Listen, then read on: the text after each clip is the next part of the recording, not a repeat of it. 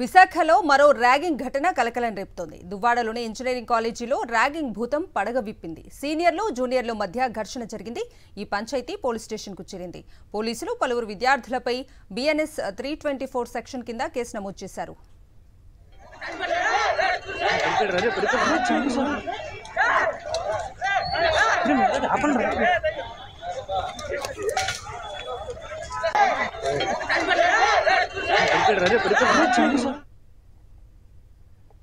ఇదే అంశానికి సంబంధించి పూర్తి అప్డేట్స్ ని మా ప్రతినిధి నరేష్ అడిగి తెలుసుకుందాం.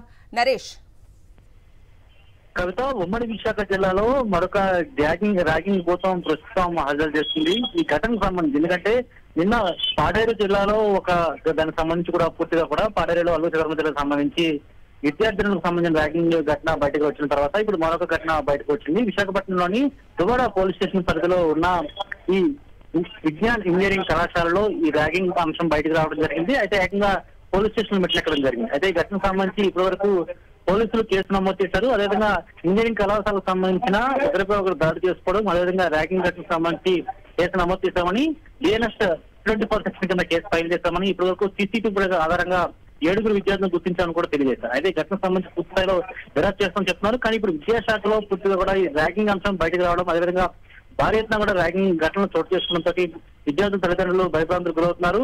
అల్లూరి సీతారామరాజుకు సంబంధించి పాడేరులో జరిగిన ర్యాగింగ్ ఘటనకు సంబంధించి కూడా ఇప్పటికే 3 విద్యార్థులను అదేవిధంగా ఇన్ఛార్జిని కూడా సస్పెండ్ చేయడం జరిగింది. అది ఇప్పుడు ప్రస్తుతం ఇంజనీరింగ్ కళాశాలలో జరిగిన అంశంపై కూడా పూర్తిగా దర్యాప్తు చేస్తామని పోలీసు అధికారులు చెప్తున్నారు. Kavitha. Right Naresh, thank you.